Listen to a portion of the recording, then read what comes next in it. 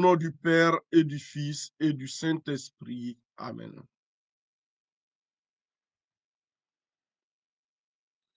Dieu saint et fort, Dieu souverain, Père juste plein de bonté, c'est par amour pour moi que tu as créé l'univers et tout ce qu'il contient. Tu n'as pas abandonné tes créatures. Tu ouvres les mains chaque instant pour les protéger et faire exister toutes choses.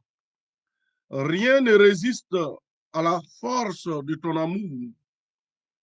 Tu gouvernes la création avec patience, bonté, amour, bienveillance, douceur et espérance.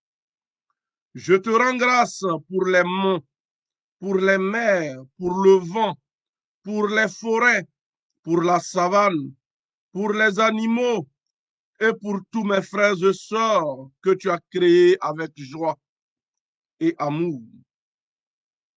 Je te rends grâce, Seigneur Créateur, pour ton souffle de vie qui rajeunit le monde et qui nous fait vivre et revivre.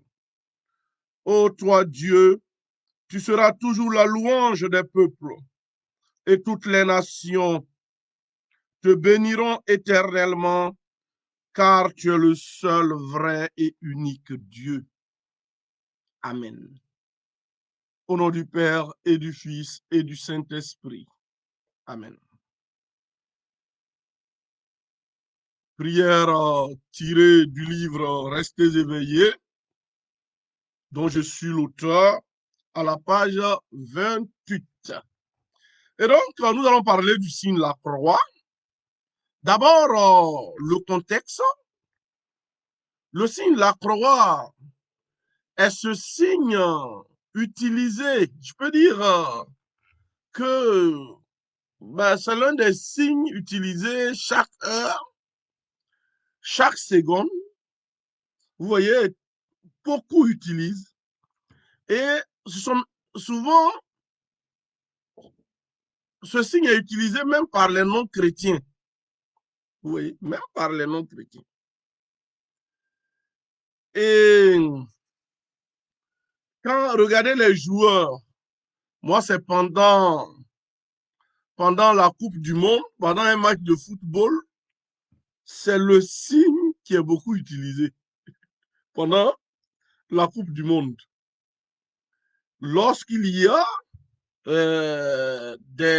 par exemple les Jeux Olympiques, les acteurs, souvent au tir au but, ou bien quand un joueur doit rentrer sur le terrain, il fait le signe de croix, et tu voyez, c'est un signe qui est utilisé.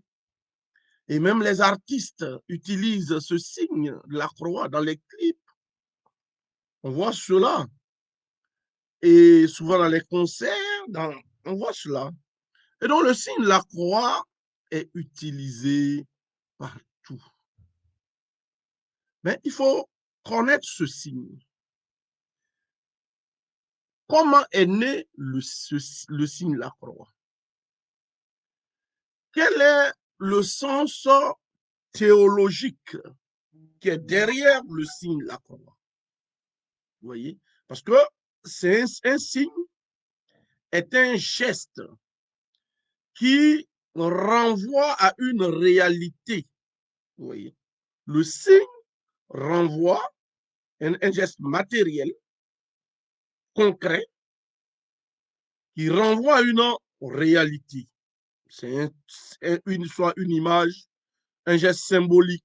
Mais le geste symbolique, le symbole, quand on étudie Ricoeur, Paul Ricoeur, le symbole n'est pas vide. Le symbole renvoie toujours à une réalité. Et l'homme a besoin de signes. L'homme n'est pas seulement un être, l'homme n'est pas au moins un être irréel, abstrait. L'homme est un être concret. Il a besoin des signes. Signes pour communiquer, signes pour vivre avec l'autre, signe pour se démarquer, signe pour affirmer son identité. Oui. Regardez simplement la manière dont on se salue dans nos villages, selon les régions. Regardez même au niveau des réseaux sociaux, les différents signes pour communiquer. Regardez dans chaque domaine scientifique ou bien dans votre travail, dans vos lieux de travail, vous avez toujours des signes. Et nous avons même des logos pour se démarquer. Donc, l'homme a besoin de se démarquer. Il utilise les signes, il utilise un langage pour s'identifier et même pour s'affirmer et pour marquer son appartenance. Son appartenance. Donc, d'un point de vue sociologique et anthropologique, le signe est important. Et dans l'Église, on a aussi beaucoup de signes.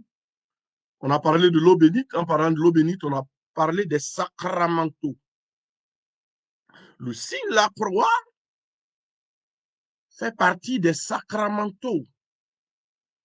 Vous voyez? Et je vous ai dit que dans l'Église, il y a les sacrements et il y a les sacramentaux.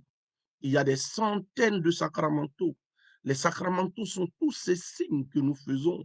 Les prières, le chemin de croix, et comme on appelle le rosaire, le chapelet, comme on appelle les funérailles, les veillées de prière, sont des sacramentaux.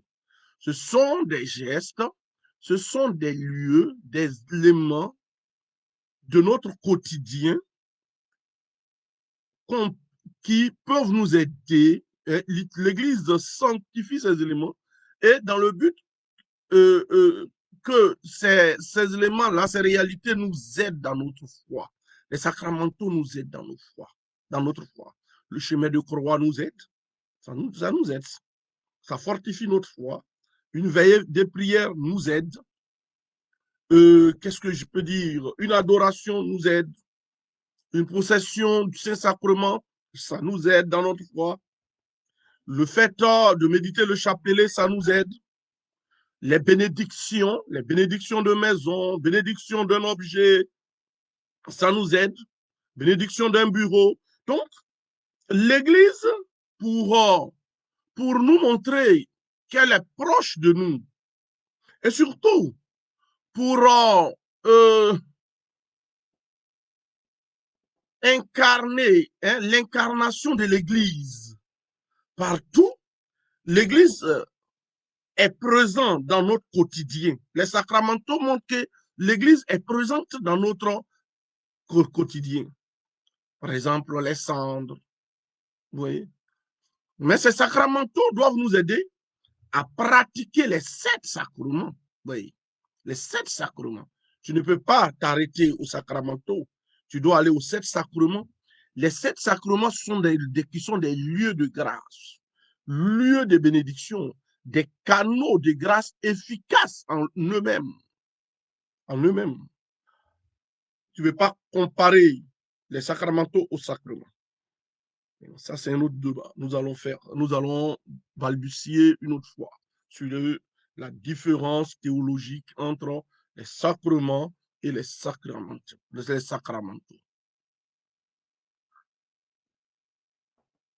Donc, le signe. Mais comment est né le signe de la croix? Comment est né le signe de la croix? Déjà, quand vous prenez dans l'Ancien Testament, le premier peuple, dans le judaïsme, on trouve des signes. Il y a les ablutions, on touche le corps, il y a des signes. Quand vous voyez les Juifs, tous ces signes, il y a plein de signes. Il y a la circoncision qui est un signe d'appartenance. Quand vous prenez le livre de la Genèse, c'est bien précis. La circoncision, c'est un signe d'appartenance au peuple juif. Vous voyez, au peuple de Dieu. Ça va? Et mais, quand vous regardez dans toutes les religions, il y a des signes pour dire que je suis de telle religion. L'islam a ses signes, le judaïsme a ses signes, les religions traditionnelles ont leurs signes. Quand tu vois le signe, tu sais que soit ça c'est un islamiste wahhabiste, ça c'est un bouddhiste, ça c'est un hindouiste. Vous voyez? Donc voilà un peu. Donc, les signes ont toujours existé et existent toujours dans les religions et dans les clubs, dans les cercles. Regardez nos pays. Chaque pays a son emblème, son hymne national, et sa devise. Ce sont des signes. Hein? Ce sont des signes. Tout cela, ça fait partie. Ce sont des symboles pour marquer la Côte d'Ivoire à son signe, à ses signes particuliers. Ce qui fait qu'elle n'est pas le Burkina. Le Burkina a son signe, ce qui fait que le Burkina n'est pas la France. La France a ses signes qui montrent qu'elle n'est pas l'Allemagne.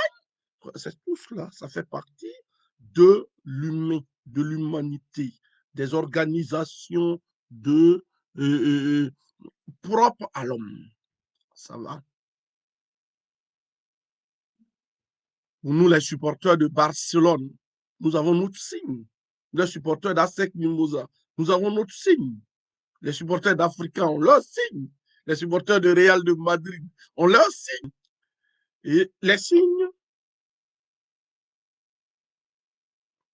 parce que s'il n'y a pas de signes, on va se retrouver dans un cafouillage babylonien. On va se retrouver dans un désordre babylonien. Vous voyez, galiléen. Les signes créent des différences, mais ce ne sont pas des différences radicales. Ce sont des particularités. Ça va? L'Église, elle, vous savez, l'Église va naître dans un contexte. Comme je le dis toujours, il faut connaître, vous savez, quand vous allez étudier, par exemple, la théologie, étudiez l'ecclésiologie. Faites l'ecclésiologie, c'est très important. Ça permet de connaître l'Église. Ceux qui vont étudier qui étudient la théologie, étudiez l'ecclésiologie. C'est une dimension, c'est un domaine de la théologie qui permet, oui, de connaître l'Église. Parce que tu peux être dans une Église sans la connaître. Il faut connaître son Église. Et le mal dans notre pratique de la foi, c'est qu'on ne connaît pas, beaucoup ne connaissent pas l'Église. Comment elle est née, comment elle a évolué, comment elle fonctionne, comment elle est organisée. Et à la catéchèse, approfondissez beaucoup cela, sur la connaissance de son Église. Parce que quand tu connais l'Église dans laquelle on est, on vit mieux sa foi. Ne tombez pas dans ces déviations, pas théologiques. Quand on dit, oh, j'entends, je vois, on n'a pas besoin d'église. Ce qui est important, c'est l'amour. Non, non, non, non, non, non. C'est vrai. Vis ton amour. Mais l'église a sa place. Hein? L'église est importante. Hein? L'église est importante. Jésus n'a pas prêché comme cela. Pourquoi Jésus a créé un noyau? Pourquoi Jésus a créé un noyau? Pourquoi dans l'Ancien Testament, Dieu a créé un peuple? Il y avait plusieurs peuples. Il a choisi un peuple. Vous voyez, des gens parlent, les gens se lèvent comme ça. Donc, vous voyez, les gens, souvent, quand vous entendez, est-ce qu'on a besoin d'église pour croire? Non, on a besoin d'église pour croire. S'il n'y avait pas l'église, tu n'allais pas entendre que Jésus existait. Vous voyez? Si il n'y avait pas l'église, tu n'allais même pas entendre le message de Jésus-Christ. Les gens, Il y a des plaisanteries, ça me fait rire, tu vois. Hier jour, au Facebook, oui, on n'a pas besoin d'amour, on n'a pas besoin d'église. Mais l'église est là pour annoncer l'amour. Hein. Parce qu'il ne faut pas insulter toutes ces personnes qui, qui sont passées dans des forêts, des Saint-Paul et autres qui sont morts pour que nous entendions l'annonce de l'évangile. Mais c'est une église qui annonce. Quand tu parles d'amour, Jésus dit d'aimer les uns les autres. Qui t'a fait connaître la Bible? S'il n'y avait pas des personnes qui jeûnaient, qui prenaient leur temps pour annoncer, d'autres même qui sont morts, martyrs. Donc, faut pas insulter toutes ces personnes hein, depuis les premiers siècles. Parce que quand on parle d'église, là, vous pensez que c'est notre paroisse qu'on voit là. Non, c'est pas ça seulement. Hein, quand on parle de l'église, on remonte. Il faut remonter depuis l'Ancien Testament. C'est Dieu qui choisit un peuple. Depuis l'Ancien Testament, il choisit un peuple. Il met ce peuple à côté pour dire, viens faire mon travail. Et de ce peuple sortira le Christ. Et dans la continuité, dans une discontinuité, après Pâques, une église va naître. Vous comprenez? Ce n'est pas, donc, ce n'est pas des formalités, ce n'est pas parce que quelqu'un t'a déçu ou bien quoi. Non, ce qui est bien, c'est ceux qui sont là, qui parlent, on n'a pas besoin d'église, c'est l'amour. L'amour, là même, ils ne peuvent pas vivre. Ils ne peuvent même pas vivre le pardon. Vous comprenez? Donc, il ne faut pas insulter la foi des gens. Hein. Si tu ne peux pas croire, tu ne crois pas. Si tu ne veux pas aller à l'église, tu ne vas pas. Il ne faut pas venir te mettre là en train de distraire les gens. Hein, quand dans vos lieux de boulot, quelqu'un va venir vous dire, est-ce qu'on a besoin d'église pour croire? Est-ce qu'on a besoin d'église pour aimer? Est-ce qu'on a besoin d'église pour pardonner? Oui, l'église te donne des outils. L'église t'aide. L'église te soutient. L'église te parle. L'église t'aide. L'église te permet de rencontrer des frères. L'église te permet de voir les témoignages des autres. L'homme n'est pas un être comme ça. L'église va naître. Quand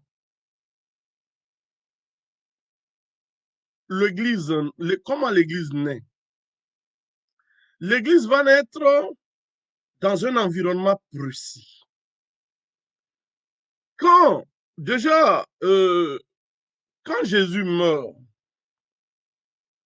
et ressuscite, ou bien même au temps de Jésus, d'un point de vue religieux, on a le judaïsme. On a le judaïsme, donc le contexte dans lequel va naître l'Église, au niveau religieux, il y a le judaïsme.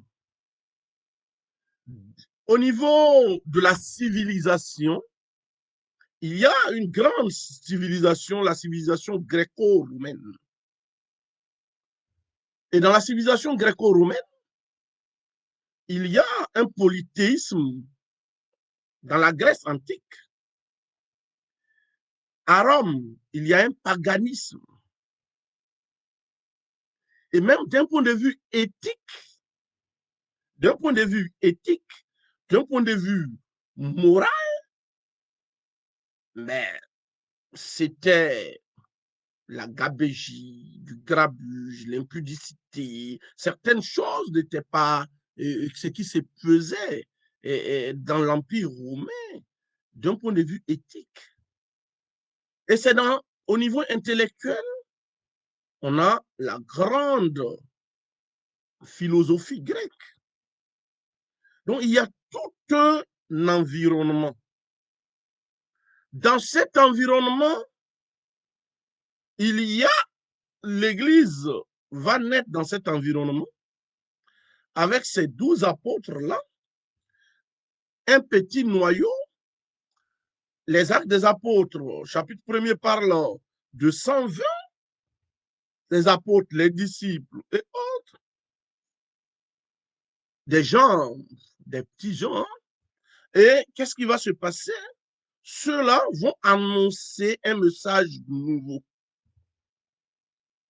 Donc, il y a tout un environnement, tout un contexte hostile.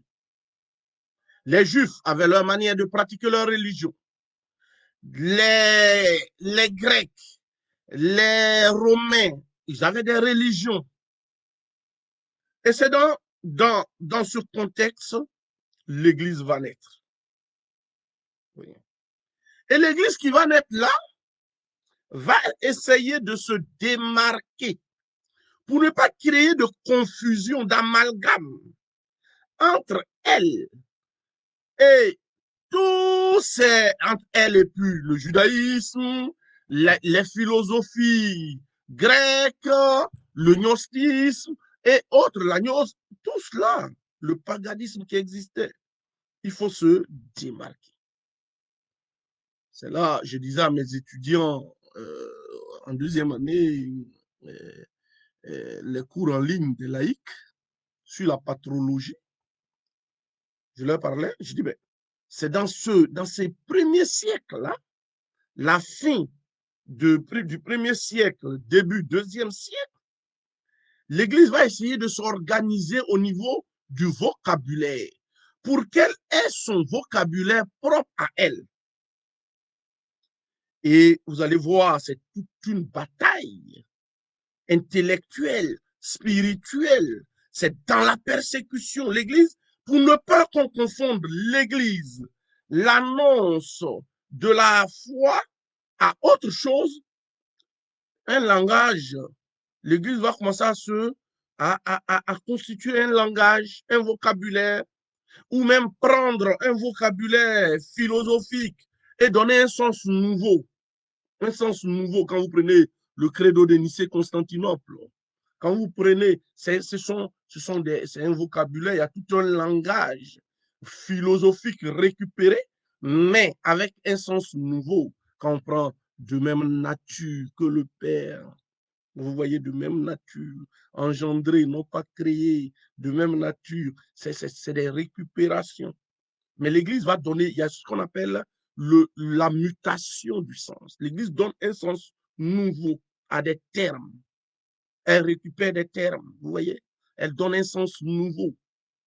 Et même, toujours quand je parle, je reviens souvent sur la question de la dîme. Pour ne pas confondre,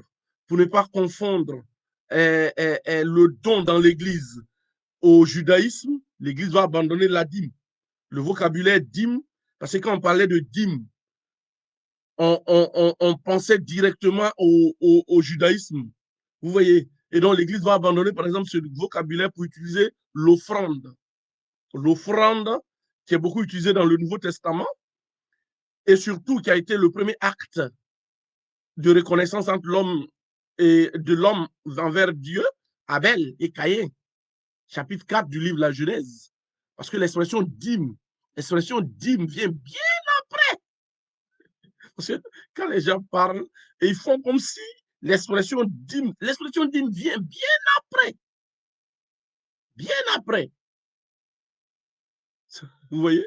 Parce que là, rappelez que le mot offrande a été le premier mot utilisé dans l'acte de reconnaissance de l'homme vers Dieu. Caïn et Abel. Ils n'ont pas donné de dîmes. Il n'y a pas l'expression dîme. Ça va? Et donc, qu'est-ce que les protestants vont faire au XVIe siècle? Pour créer la différence avec les catholiques, s'ils utilisent offrande, ça va créer toute une confusion. Qu'est-ce qu'ils vont faire? Ils vont prendre l'expression dîme. Vous voyez? Retenez que le vocabulaire est très important. Le langage le vocabulaire est très important. Un jour, je vais faire une conférence ici sur le vocabulaire propre à chaque communauté, le vocabulaire. Donc, dans cette mouvance de recherche de son identité, les premiers chrétiens vont inventer aussi un signe. Les premiers chrétiens vont inventer un signe. Et pour ne pas être confondus, les premiers chrétiens vont aux autres, vont inventer des symboles, des signes. Retenez que au niveau des symboles, il y avait le poisson. Vous savez que le poisson, quand vous trouvez quelqu'un, par exemple, qui porte, moi, j'aime porter souvent le poisson. Mais le poisson, c'était un signe, un symbole des premiers chrétiens. Pour dire qu'ils sont chrétiens, ils utilisaient le poisson. Vous savez, Jésus a utilisé le poisson et il a multiplié, il a utilisé le poisson quand il est ressuscité avec les apôtres. Donc, le poisson est un signe pour dire que voilà, nous sommes chrétiens. Nous sommes chrétiens. Nous sommes de cette nouvelle secte. Sachez que le christianisme au début, on appelait les chrétiens des sectes. Parce que c'est une secte. Selon les Juifs, les Romains, une secte parce qu'elle s'est séparée. Elle s'est séparée de ce qui se faisait. Vous voyez? Et donc, il fallait marquer son territoire. Il fallait marquer son territoire. Donc, ils ont inventé le poisson, le symbole du poisson.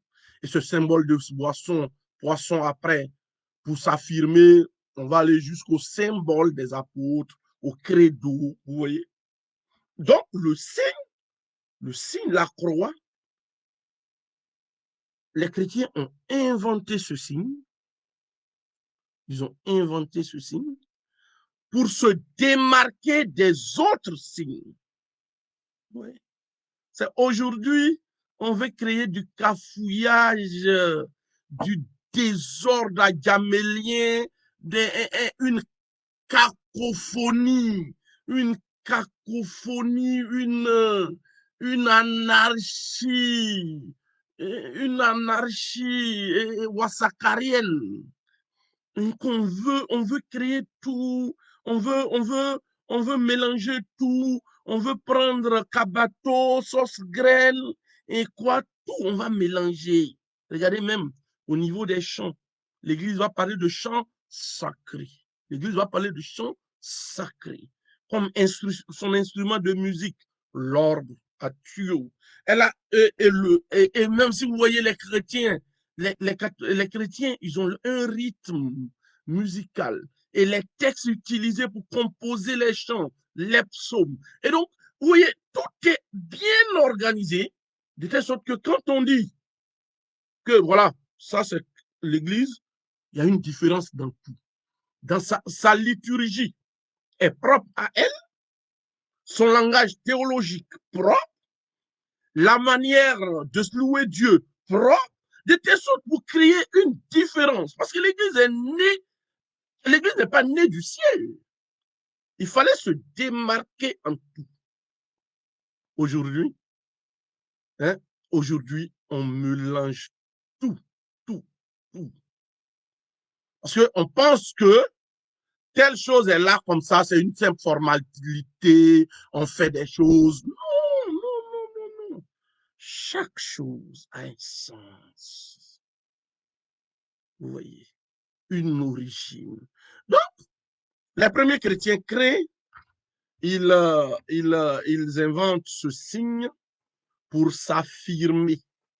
Ils vont s'affirmer à travers ce signe. Et retenez que dans les premiers siècles de l'Église, dans les premiers siècles de l'Église, ce qu'on va avoir, c'est que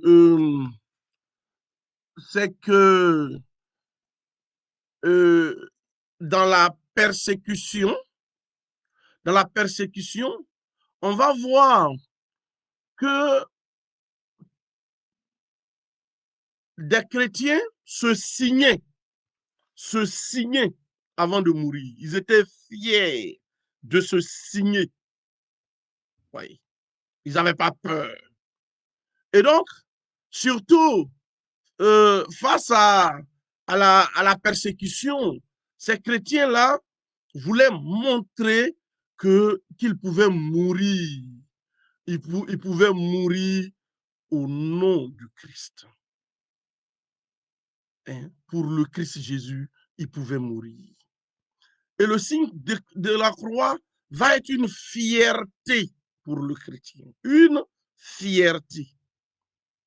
Pour le chrétien, il s'affirme, il montre, il est heureux de se signer. Et même petit à petit, on va commencer les chaînes, tout ce qu'on va mettre pour montrer qu'on est chrétien. Et tout cela, on va parler de cela tout à l'heure. Les Coptes, quand vous les voyez par exemple, ils vont mettre la croix, ils vont créer des tatouages à la croix. C'est pour marquer leur identité. Parce que, vous savez, on ne permettait pas aux chrétiens de porter des croix. Vous voyez, dans l'histoire, dans certaines régions. Et qu'est-ce que certains chrétiens faisaient? Ils se tatouaient. Une manière de dire, je peux mourir avec. Ça va? Donc, voilà un peu comment ce signe va naître. Mais pourquoi ce signe? Pourquoi ce signe? Pourquoi ce signe de la croix? Bon, on va nous dire que ce signe-là n'est pas biblique. Ça, retenez que les protestants, par exemple, les évangéliques, n'utilisent pas ce signe parce que ses frères disent que le signe n'est pas biblique. Mais le contenu, parce que ce signe-là, d'abord, c'est d'un point de vue théologique, c'est une manière de confier sa personne à la Trinité et d'affirmer sa fidélité à la Trinité, d'affirmer sa foi. Et, selon certains pères, c'est une manière de dire, je confie mon corps et mon âme à Dieu. Celui qui a créé mon corps, mon âme, je lui confie cela. Dans le signe de la croix, il y a l'affirmation de la Trinité. Le signe de la croix est une profession de foi. C'est une profession de foi. Dans le signe de la croix, on affirme qu'on croit en ce Dieu qui est un et trine. En faisant le signe de la croix, le chrétien exprime sa foi en la Trinité. En la Trinité. En faisant le signe de la croix, le chrétien dit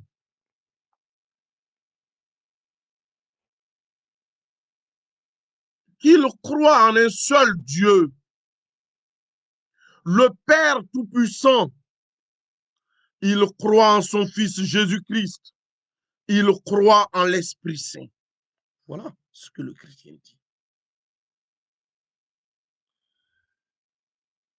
Et quand il fait le signe en forme de croix, c'est pour affirmer son lien avec la passion. Mais surtout, c'est l'événement pascal qui est affirmé là.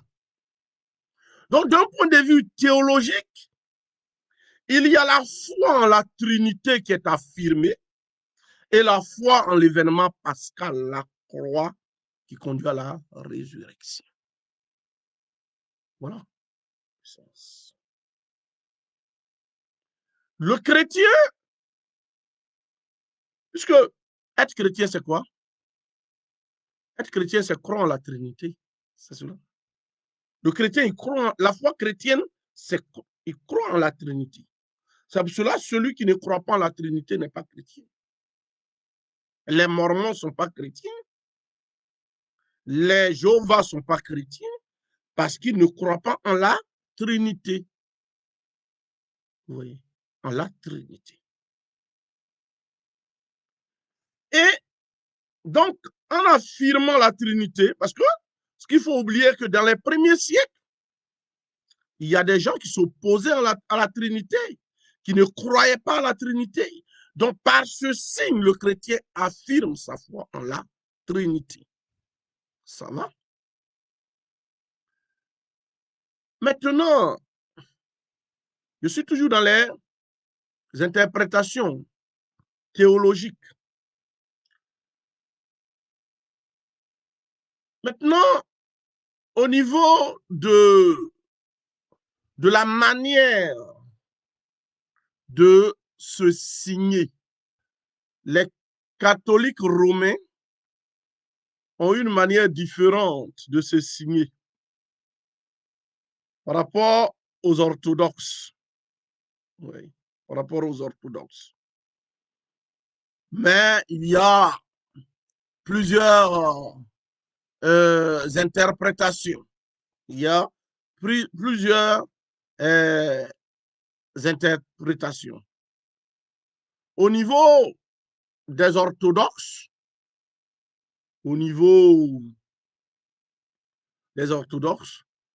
on va voir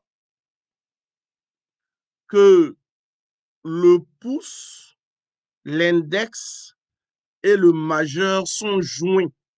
Donc, ils vont joindre cela pour faire le signe de la croix.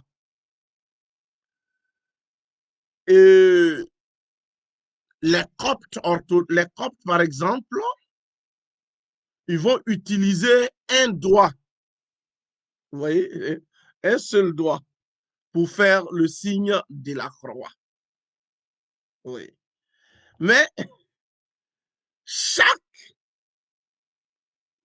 cette manière de faire a un sens. Hein, a un sens. Les orthodoxes, la plupart au niveau de la tradition orientale, c'est affirmer l'unité des personnes trinitaires. Quand les orthodoxes joignent les trois doigts évoquant, ils évoquent la Trinité consubstantielle et indivisible. Hein, vous voyez? Tandis que l'annulaire et l'auriculaire rabattus contre la paume de la main évoquent les deux natures, humaine et divine du Christ. Vous voyez? Donc, le pouce et l'index et le majeur sont joints pour évoquer la trinité indivisible des personnes. Et puis, l'annulaire et l'auriculaire rabattus contre la paume de la main évoquent les deux natures, nature humaine et divine. Donc, quand les orthodoxes font leur signe de croix, à l'origine, c'est ce que les chrétiens faisaient. À l'origine, c'est ce que les chrétiens faisaient. Et au niveau, quand les églises vont se diviser, il y aura division des églises, on va voir que chaque église va essayer d'utiliser comme elle veut. Et nous allons, par exemple, je vais vous expliquer, donc je vais vous expliquer un peu de manière générale comment ça se faisait. Il y a des groupes orthodoxes qui vont garder cette manière il y a les coptes orthodoxes vont garder le seul doigt, les coptes orthodoxes, ils vont garder le seul doigt parce que chez les coptes orthodoxes, c'est une manière d'affirmer leur christologie, mia physis tu theologus et sarcomene, c'est-à-dire l'unité du Christ, l'unité du Christ, l'unité de la nature divine et de la nature humaine en la personne de Jésus-Christ. Voilà pourquoi la plupart des coptes orthodoxes, eux, ils vont faire toujours avec un doigt pour dire un seul Christ, un seul Christ. Ils vont, ils répondent par ce signe au patriarche Nestorius. Donc, c'est toute une christologie. Donc, ce sont des interprétations au niveau de ces signes, de ce signe. Donc, chaque église essaye, au niveau des orthodoxes, ils essayent d'affirmer leur foi trinitaire à travers la manière de faire le signe de croix. Ce que j'aimerais que chacun retienne, c'est que le signe de la croix est utilisé par les orthodoxes et les catholiques. Quand on parle d'orthodoxes, sachez que sont des églises, on appelle autocéphales. Ce ne sont pas des églises centralisées, il y a plusieurs familles orthodoxes. Il y a la famille orthodoxe des églises orthodoxes orientales. Et puis, il y a le patriarcat œcuménique de Constantinople, il y a le patriarcat de Moscou, il y a vraiment plusieurs formes. Je vous ai déjà expliqué les églises orthodoxes. Mais pourquoi ce sont ces églises qui utilisent le signe de la croix? Parce que, retenez, parce que l'Église qu'on appelle catholique aujourd'hui, dans les premiers siècles, jusqu'à ce qu'il y ait des divisions à partir de l'an 451 surtout, ces églises formaient la grande église, ce qu'on appelle la grande église. Et jusqu'à ce qu'il y ait au XIe siècle la grande division entre l'Orient et l'Occident, c'est ce qu'on appelle la grande église. Et donc, c'est tous les chrétiens formaient une seule église, répartie en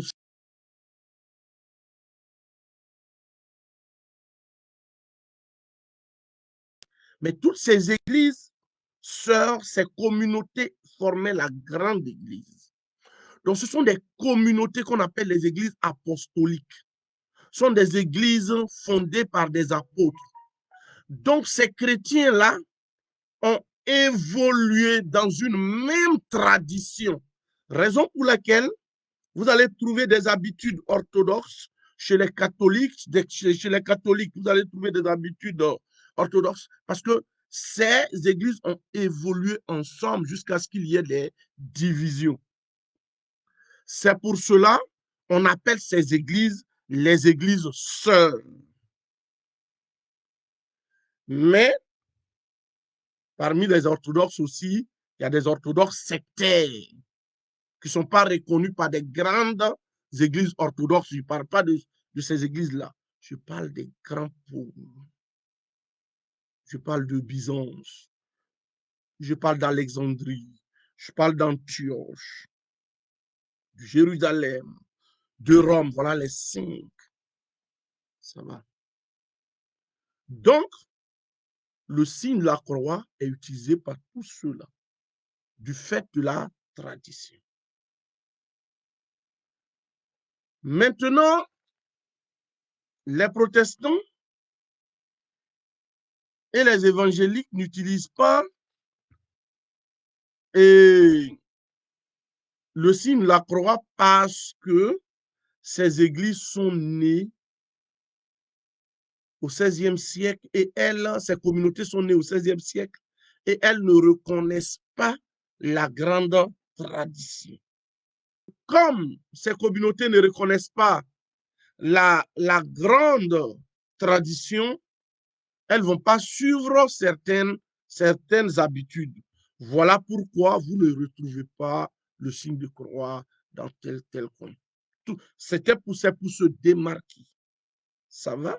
Donc, je vais me résumer. Le signe de la croix est une profession de foi. C'est un signe différent des signes profanes et ordinaires. Dans ce signe, nous invoquons les trois personnes divines. Vous voyez? Les trois personnes divines. Mais dans le signe de la croix, ce qu'il faut retenir, c'est le respect. Dans la manière de se signer. On n'invente pas ce n'est pas de la fantaisie. Ce n'est pas de la fantaisie. On dit dans l'Église catholique, on se signe comme cela. C'est très simple. Vous voyez? Donc, parce que tout ce que je vous ai expliqué, la manière de se signer aussi est ecclésiale. Vous comprenez? Mais maintenant, il faut se signer avec respect. Parce que quand on se signe, on dit les trois noms divins. Et Deutéronome 5, verset 11, nous dit que nous devons nous signer avec respect. Et comme dit Hippolyte de Rome du IIIe siècle, efforce-toi en tout temps de te signer dignement le front, car c'est le signe connu et éprouvé de la passion contre le diable.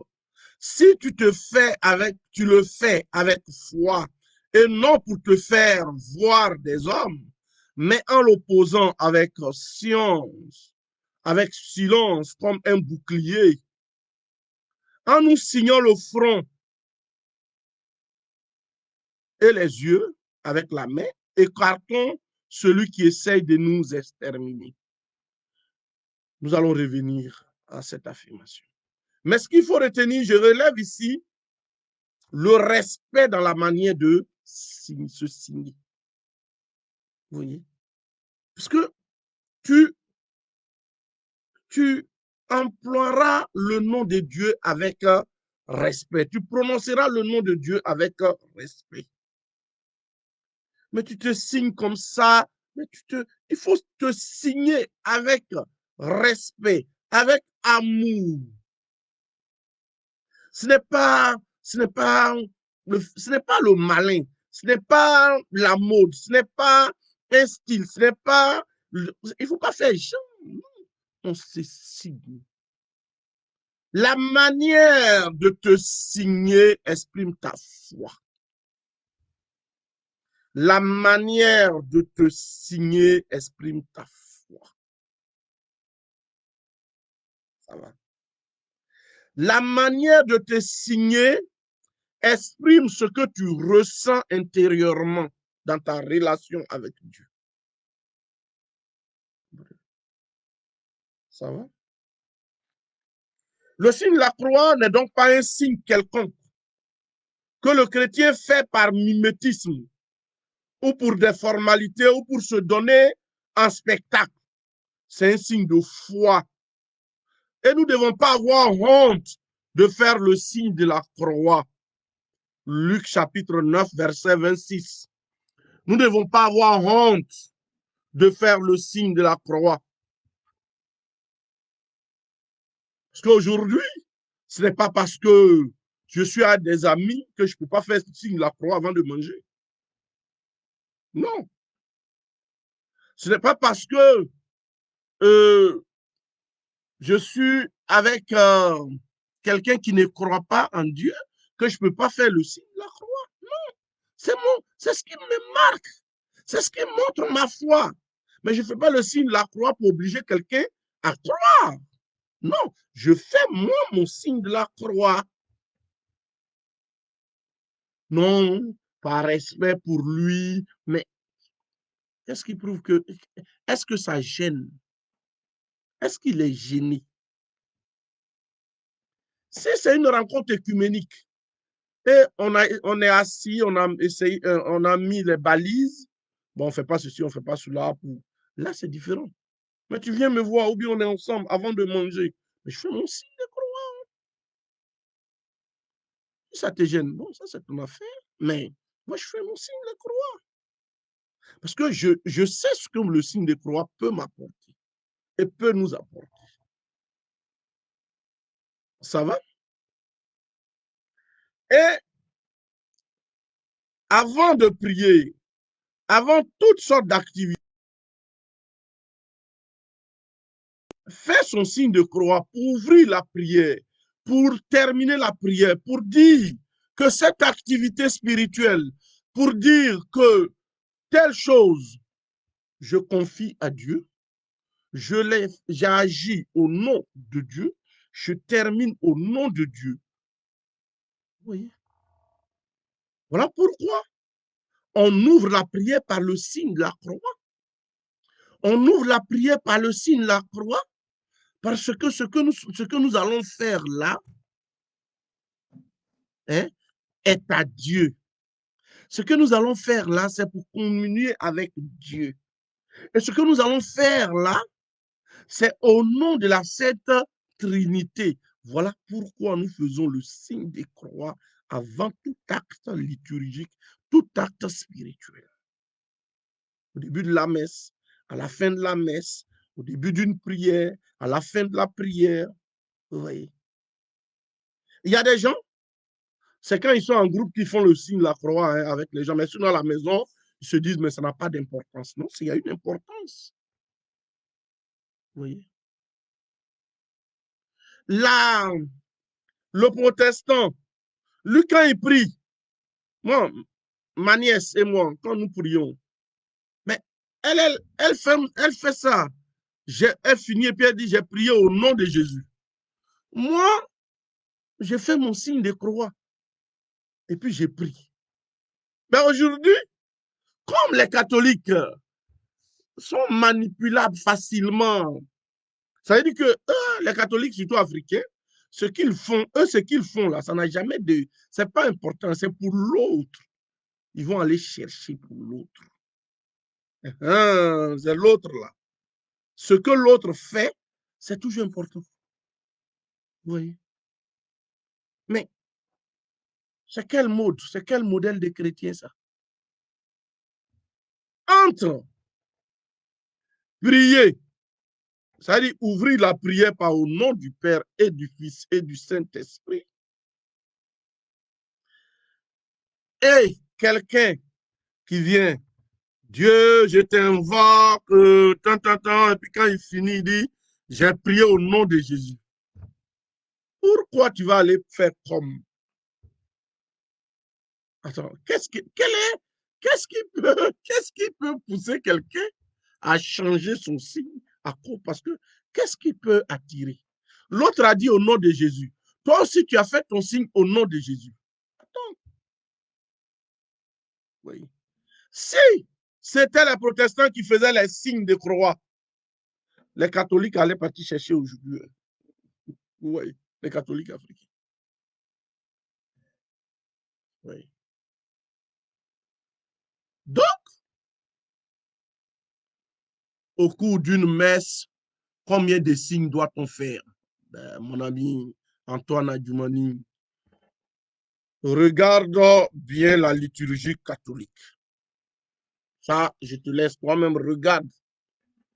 On n'invente pas des signes n'importe comment à la messe. À l'entrée, à la sortie, quand on lève à la proclamation de l'évangile, on fait des signes, mais on ne va pas faire des signes n'importe comment. Non, non, non. Le signe de la croix nous ouvre. Il y a une ouverture. Et on va clore l'activité par la Trinité. J'ouvre l'activité au nom de la Trinité, je ferme l'activité au nom de la Trinité.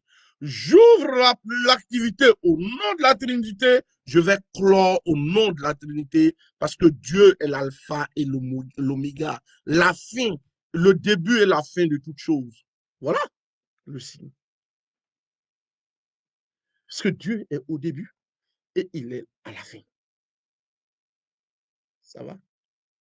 J'ai parlé du respect du signe de la croix, de la manière de faire le signe de la croix avec piété.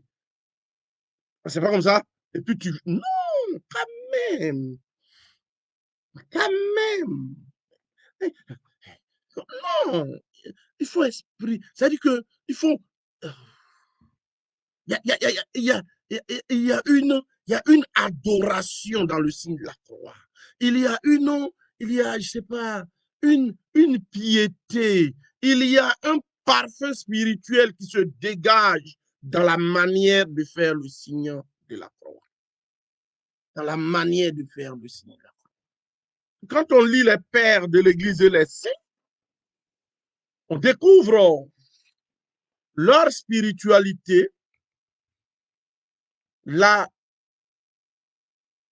pouvoir, la puissance du signe de la croix. Vous savez, si nous croyons que le Christ est le Messie, si nous croyons qu'il chasse les démons, si nous croyons qu'il sauve, si nous croyons qu'il agit, quand on fait le signe de la croix, on invoque son pouvoir sur ce que nous faisons. Ça va? C'est dans le signe de la croix, d'abord, nous invoquons la souveraineté, la puissance et la providence du Père sur l'activité, sur notre personne, sur ce que nous faisons. Voilà. Nous invoquons Dieu sur notre corps, sur notre âme, sur ce que nous faisons. Au nom du Père. Symbole de hauteur, symbole de puissance. C'est pour cela qu'on fait là. La verticalité. Au nom du Père. On invoque le Père et on rejoint le pater, la prière du Christ. Quand vous devez prier, dites Père. C'est cela. Donc, on évoque le Père, le Créateur. Ensuite, on invoque le Christ, au nom du Père, du Fils, le Christ, centre de toutes choses. Parce que nous, notre foi est christocentrique et christocentrée. C'est-à-dire, tout est centré sur le Christ.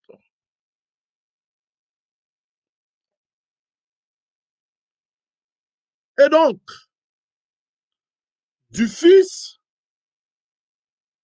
c'est invoquer le sang de Jésus, invoquer l'identité du Christ, la personne du Christ sur nous, la dimension christologique du signe de la croix.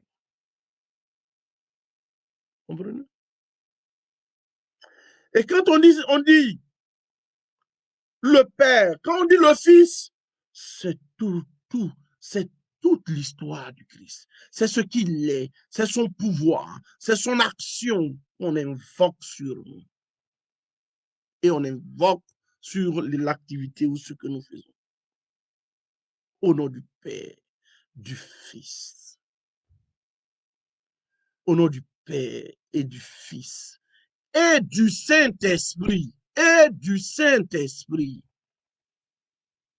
Mais le et du Saint-Esprit, parce que les catholiques vont de la gauche vers la droite. Hein. Les orthodoxes font l'inverse. L'Esprit Saint que nous invoquons, c'est la dimension pneumatologique du signe de la croix. Nous invoquons l'Esprit sur nous. Nous invoquons l'Esprit qui souffle partout. Les partout. Partout. L'Esprit qui souffle. On ne sait pas d'où il vient et où il va. Il envahit. Il nous envahit. Il nous inonde. Il nous submerge. Et il est partout. Et quand nous avons fait ces invocations, le diable ne peut rien contre nous. C'est en cela, le signe de la croix est un exorcisme. C'est en cela, le signe de la croix est un exorcisme. C'est en cela, on voit que dans le signe de la croix, c'est la puissance divine qui est invoquée. Et donc, le chrétien qui fait son signe de la croix dans la foi ne doit pas avoir peur. D'un point de vue spirituel et théologique, le signe de la croix est un geste qui, lorsqu'il est fait avec foi, protège le chrétien et l'aide dans son engagement dans la société, dans ses activités et dans son combat face au diable. Le chrétien qui se signe se couvre avec la puissance des trois personnes de la Trinité sainte. Oui. Par le nom du Père, comme je viens de le dire, le chrétien invoque sur sa personne, ses activités et son agir, la puissance de Dieu.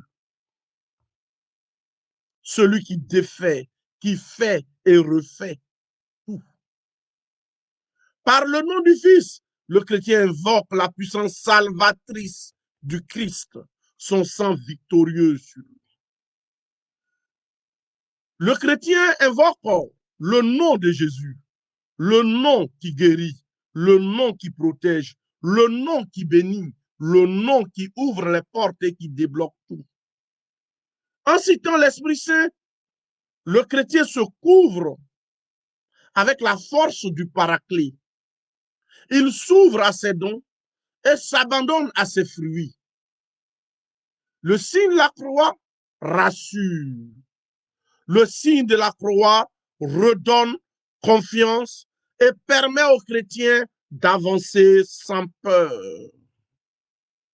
Selon Saint Jean-Marie Vianney, le signe de la croix est redoutable aux démons, puisque c'est par la croix que nous échappons à Satan.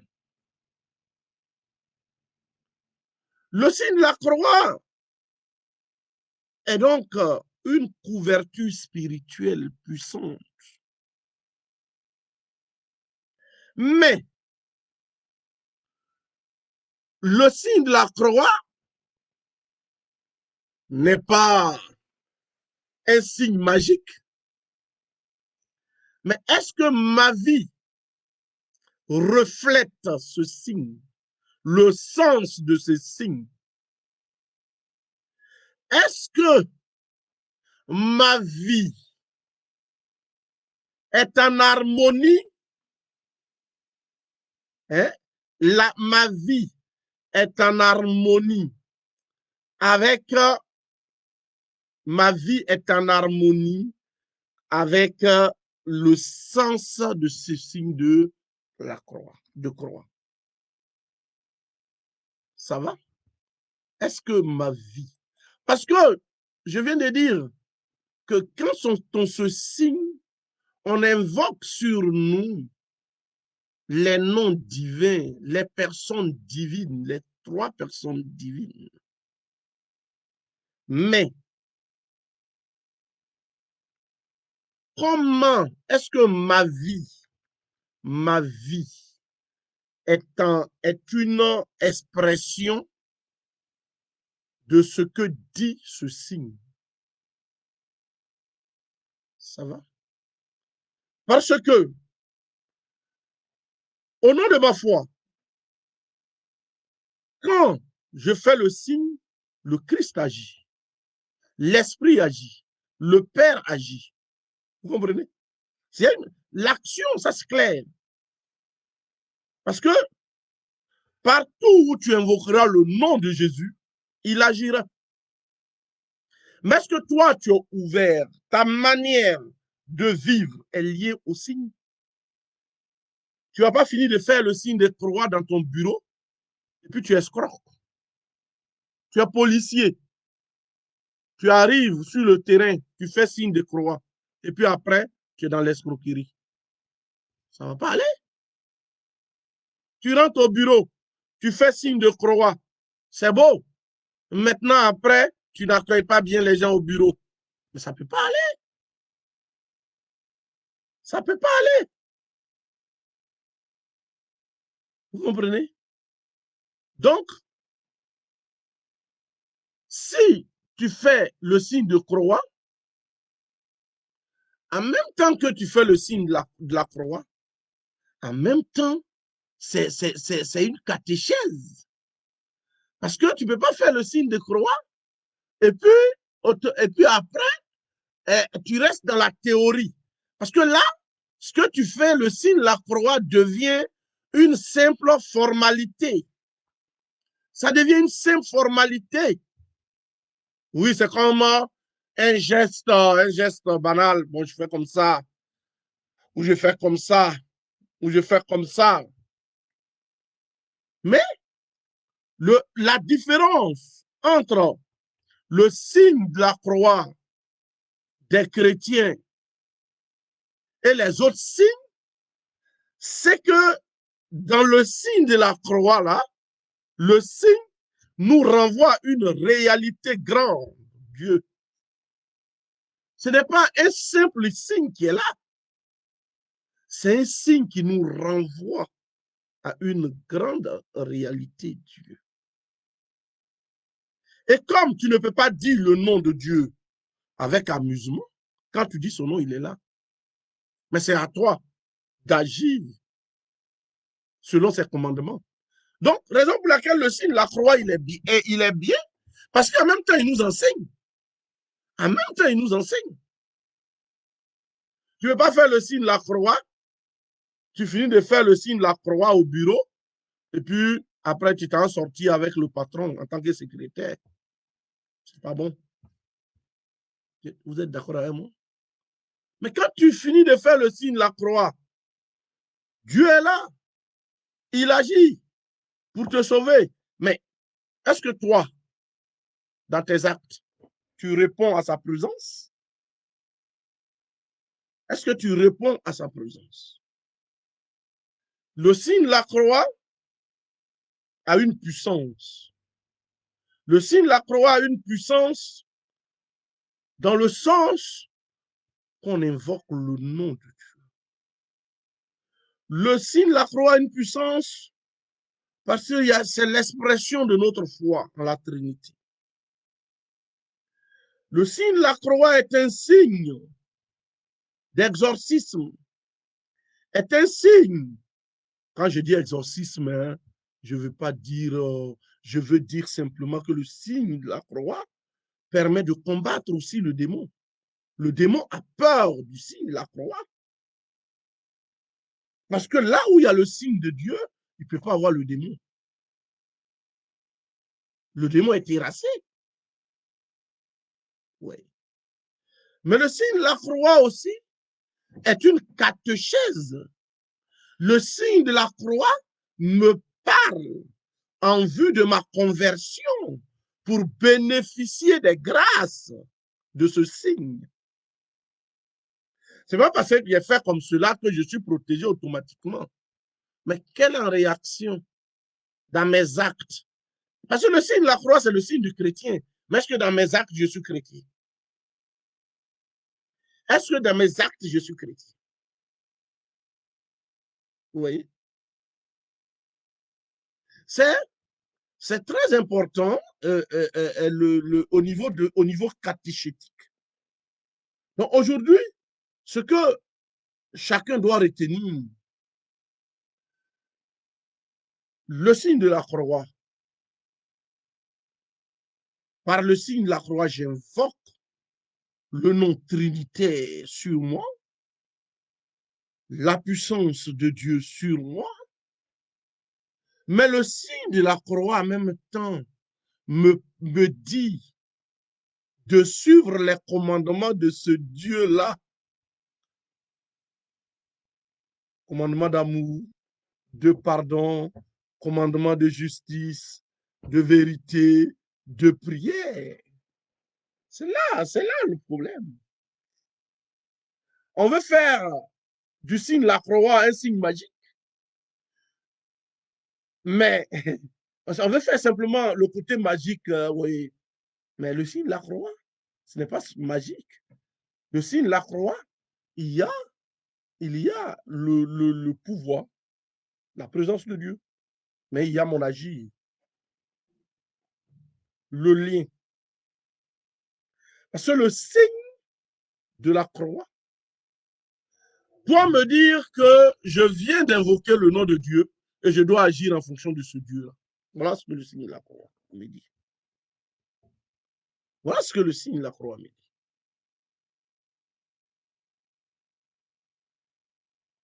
Quelqu'un me pose une question, le signe de la croix, au niveau de la différence avec les orthodoxes, il faut dire que les catholiques touchent le front, la poitrine, hein, l'épaule gauche et la droite. Quant aux orthodoxes, ils font le geste du front, de la poitrine et un mouvement inverse de la droite vers la gauche. Vous voyez? Et au moment de se signer, ils resserrent leur pouce, l'index et le majeur pour marquer l'unité de la Trinité. Parce que dans la Trinité, on parle du Dieu un et trine. Mais avec cette question, je veux préciser. Donc, vous voyez, quand un catholique va voir un copte faire ça, dans notre mimétisme là, imitation sans chercher à savoir, on va venir à l'église catholique un jour à la paroisse et puis tu vas faire ça. Et quand je vais te dire que ce que tu fais, ce n'est pas juste, tu vas dire, mais c'est quoi, le père, il nous fatigue, tant. Mais toi, tu as vu ça dans un film, tu es venu, tu as fait. Parce que tu as vu dans un film, ils ont fait ça et tu veux faire. Mais tu ne connais pas le sens. Ouais. Quand tu fais ça là, tu affirmes une foi christologique qui n'est pas, qui n'est pas la foi catholique. Ça va? Très bien. Donc, pour finir, ce qu'on peut dire, c'est que nous ne devons pas avoir honte de faire notre signe de la croix. Luc chapitre 9, verset 26. Nous ne devons pas avoir honte. Quand quelqu'un va venir vous dire, oh, ce n'est pas biblique, ceci, cela, il faut lui dire. Tu lui dis que le sens, c'est la croix. Je dis le sens, la position, le geste. Et le geste aussi signifie le monde. Et dans ce geste, qu'est-ce qu'on dit au niveau de la parole? La Trinité. Au nom de la Trinité. Qu'est-ce que tu fais de grave? Quand il va te dire, mais Jésus n'a pas fait ce signe, il faut lui dire que c'est Jésus qui a dit en Matthieu 28, verset 18 à 20, allez partout et baptisez-les au nom du Père et du Fils et du Saint-Esprit. Quand il va te dire, mais est-ce que Jésus a fait? Tu lui diras, est-ce que Jésus a une Bible, avait la Bible? Tu lui dis ça. Est-ce que quand il dit le mot Nouveau Testament, est-ce que Jésus disait ça? Est-ce que Jésus avait une Bible? Une Bible, hein? Est-ce que Jésus avait une Bible? Une Bible en cahier, je dis, en bibliothèque comme cela? Bien, dis-lui. Tu lui dis ça. Il faut lui dire, est-ce que Jésus portait la toge de son pasteur? Est-ce qu'il a vu Jésus porter ça? La toge. Il faut lui dire ça. Ça va? Premier élément, donc ne pas avoir honte. Faites votre signe de croix. Et dans ce signe la croix, c'est une profession de foi. C'est une déclaration de sa foi. C'est une annonce de sa foi. C'est une affirmation de son identité chrétienne. C'est une affirmation de ce que nous sommes, de notre famille ecclésiale, de notre église mère. C'est une identité, mais pas une identité dans le sens d'exclure les autres. C'est de se présenter comme on est, simplement. Comment faire le signe de la croix? Faire le signe de la croix avec respect. Deutéronome 5, verset 11. Parce que on doit dire le nom de Dieu avec respect. On doit dire le nom de Dieu avec respect. Avant de prier, avant toute activité, le catholique est invité à se signer sans honte. Le signe de la croix ne doit pas se faire de manière fantaisiste, mais avec sérieux. Ce n'est pas un signe magique, mais c'est un geste de foi. En nous signant, nous nous couvrons avec le pouvoir de Dieu. Mais en nous signant, nous ne devons pas oublier l'enseignement d'amour du Christ. Celui qui fait le signe de la croix s'ouvre à la bénédiction de Dieu, mais s'engage aussi à pratiquer sa parole.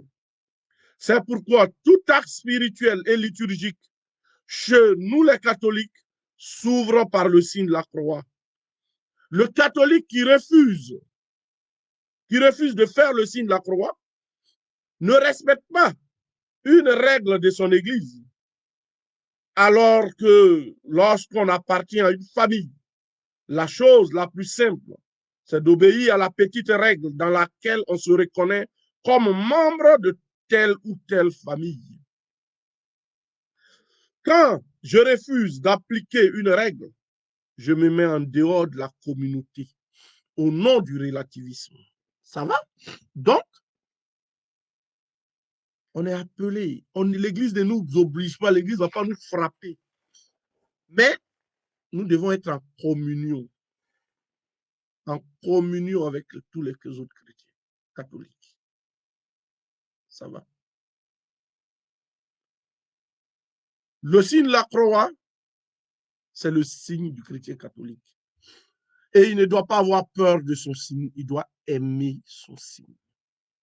Mais il ne doit pas s'arrêter à un simple signe, comme je viens de le dire. Il doit aller au-delà pour être en relation avec Dieu et avec les hommes. Amen.